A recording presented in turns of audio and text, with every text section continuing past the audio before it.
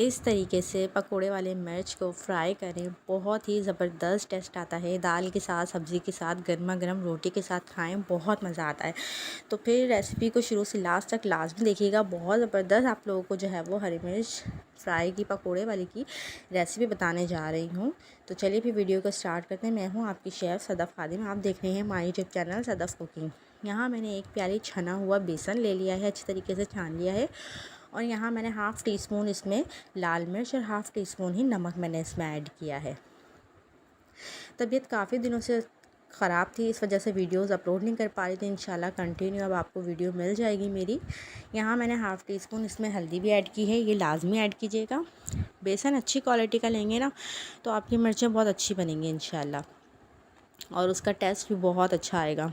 जो लोग घर में काम करती हैं, टिफ़िन की सर्विस देती हैं घर से होममेड, तो उनके लिए ये बहुत अच्छा है कि वो जब दाल की रेसिपी बनाएं तो अपने जो कस्टमर हैं, जो भी आपके, उनके साथ एक एक मिर्च भी आप ऐड करेंगी ना तो बहुत अच्छा जो है वो उन लोगों को बहुत अच्छा लगेगा। और जो है वो आपका इसमें ये होगा कि भाई आपके कस्टमर्स भी बहुत बढ़ जाएंगे। वरना आप अगर आप कस्टमर बना रहे हो तो उनको ये सर्विस लाजमी दो। तो इसी तरह से हम देखें गाढ़ा गाढ़ा बेसन अच्छे से घोल लेंगे। और जो है वो इसका बस क्वालिटी बेसन की बहुत अच्छी होनी चाहिए आपकी, और ज़्यादा पतला नहीं करना बेसन, क्योंकि पकौड़ों के ऊपर होना ज़रूरी है।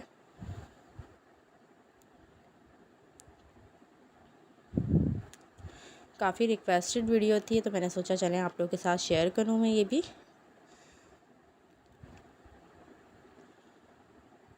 तो यहाँ पर देखें, आप कलर देखें बेसन का कितना ज़बरदस्त कलर है। आप लोग जो है वो अगर घर में काम करते हैं ना तो आप लोगों ने क्या करना है, बेसन जो है ना अच्छी जगह से मंगवा के रखना है आप लोगों ने, और घर के लिए भी अच्छी जगह से मंगवा के रखें। यहाँ पर इसको मैंने अच्छे से घोल लिया है गाढ़ा गाढ़ा, और अब मैंने इसे रख दिया है।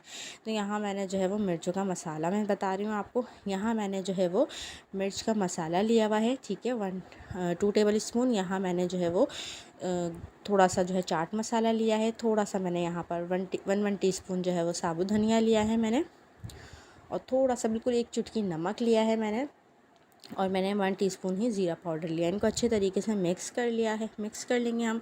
और मिर्च को देख सकते हैं आप, मैंने वॉश करके अच्छे से खुश कर लिया, और उसके ऊपर मैंने क्या किया है, इसको जो है चीरा लगा लिया है बीच से ना पूरी मिर्च के ऊपर।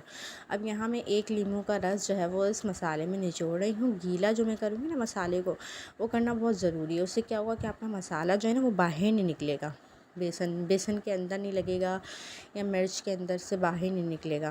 तो मसाला अंदर होना बहुत ज़रूरी है। तो आपने क्या करना है, एक बड़ा लीमू लेकर उसको निचोड़ लेना है, और उससे मसाले को अच्छे से गीला कर लेना है। तो ये देख सकते हैं मैंने इस तरह से जो है वो मसाले को गीला कर लिया अच्छे से।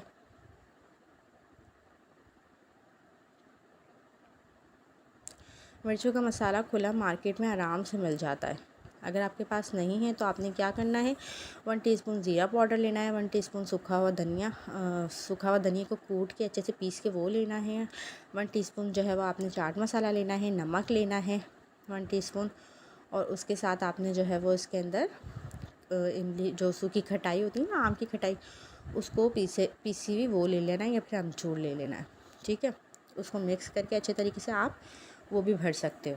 तो इसी तरह सारा मसाला हमने भर लिया है। यहाँ मैं ऐसे फ्राई करने लगी हूँ सरसों के तेल में।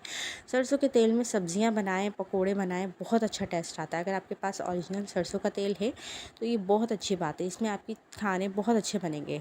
सरसों का तेल ही इस्तेमाल किया करें लाजमी। तो यहाँ मैंने देखें अच्छे से मिर्च को डिप कर लिया है, और अब मैं तेल मेरा गर्म हो चुका है, और अब मैं इसमें डालने लगी हूँ। इस तरह से बारी बारी जो है मैं मिर्च को फ्राई कर दूँगी। पलटने में बहुत ज़्यादा जल्दी नहीं करनी है आपने, ठीक है। और गरम जब तेल अच्छे से हो जाए ना तो उसके बाद ही आपने मिर्च को फ्राई करने रखना है।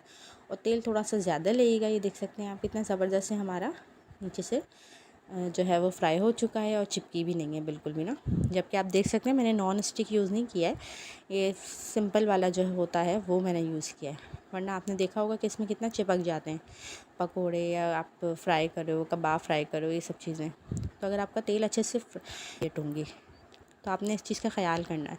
ये देखें यहाँ मैंने जो है वो मिर्च को अच्छे से फ्राई करके निकाल लिया है। इसी तरह मैं बाकी भी कर लूँगी।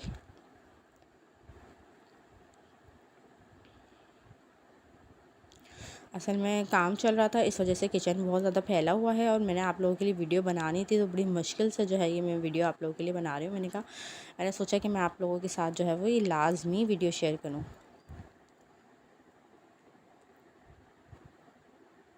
और शिमला मिर्च जो लेनी है ना आपने, वो यही वाली लेनी है, बड़ी वाली, इसी तरह से लेनी है।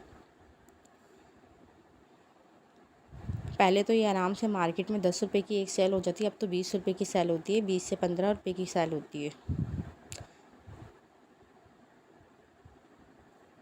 ये देख सकते हैं आप, हमारे जो है वो मिर्चें अच्छे तरीके से जो है वो फ्राई हो चुकी हैं सारी। और यहाँ मैंने कुछ जो है वो पालक के पकोड़े भी फ्राई कर लिए थे घर के लिए।